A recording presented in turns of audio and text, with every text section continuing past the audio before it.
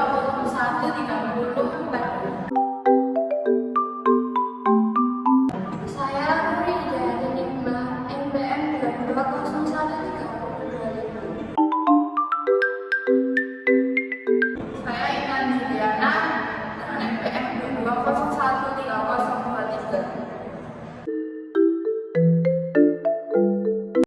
Di sini saya dan teman-teman saya akan bersosialisasi tentang anti korupsi dengan judul Cegah Korupsi mulai dari lingkungan keluarga hingga kalangan umum. Pengertian korupsi sendiri adalah kejahatan yang mendapat perhatian masyarakat luas. Sejak era reformasi, korupsi menjadi kejahatan yang secara terus-menerus mendapatkan perhatian untuk mendapatkan penanganan secara serius.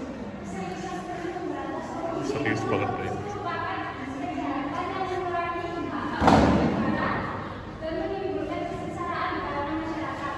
Berbagai studi menunjukkan bahwa korupsi telah merusak sendi-sendi kehidupan masyarakat serta mengamputasi hak-hak masyarakat untuk mendapatkan kesejahteraan.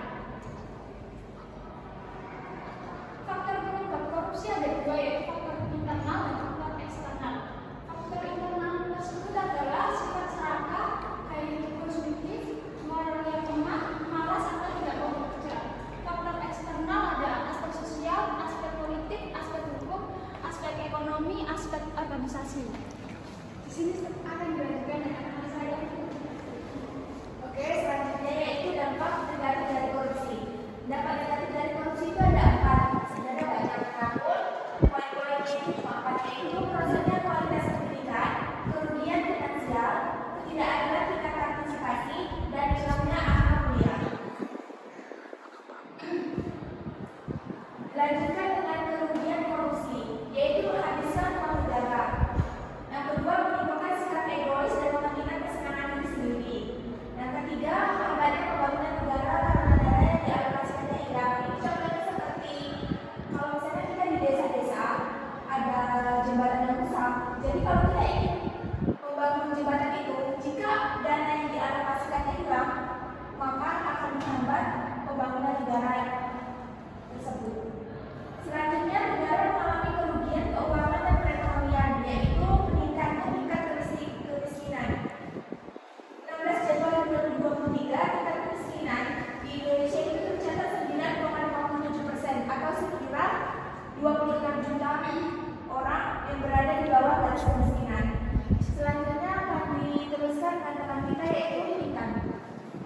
Kan tadi sudah dibilang kalau korupsi itu merupakan suatu kejahatan, maka kita sebagai masyarakat itu penting untuk mendapatkan pendidikan anti korupsi. Apa sih pendidikan anti korupsi itu? Pendidikan anti korupsi adalah suatu gerakan budaya dalam menumbuhkan nilai anti korupsi sejak dini. Tujuan dari pendidikan anti korupsi itu ada 3. Yang pertama ialah perubahan persepsi dan sikap terhadap korupsi. Yang kedua ialah membentuk keterampilan dan kecakapan baru yang ditunjukkan untuk melawan korupsi. Yang ketiga ialah pembentukan pengetahuan dan pemahaman mengenai bentuk korupsi serta aspek yang ada di dalamnya. Selanjutnya akan dilanjutkan oleh teman saya. Ada 9 nilai tugas untuk mencegah korupsi. Yang pertama, jujur, tanggung jawab, disiplin, mandiri, kerja keras, sederhana, berani, peduli, dan adil. Upaya pemberantasan korupsi dibagi menjadi 3. Yang pertama ada pembuatan peraturan perundang-undangan pemberantasan korupsi. Yang kedua ada pembentukan lembaga-lembaga pemberantasan korupsi. Yang terakhir ada melakukan pendekatan keadilan publik. Sekian, bila ada yang ditanyakan bisa bertanya.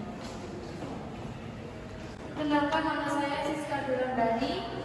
Saya mau bertanya, bagaimana upaya pencegahan yang harus dilakukan oleh negara agar korupsi tidak terjadi lagi? Baik, saya akan menjawab pertanyaan dari kakaknya. Jadi yang pertama adalah tentang terlibat tindak pidana korupsi, dan yang kedua berlatih untuk berintegritas, yang ketiga melaporkan tindak pidana korupsi, yang keempat memperbaiki sistem anti korupsi, dan yang kelima kampanye dan tindakan dari integritas. Apakah ada lagi yang ingin bertanya? Perkenalkan, nama saya Ayu Mei Datul Rahma. Pertanyaannya, apa peran mahasiswa dalam peran upaya pemberantasan korupsi di Indonesia?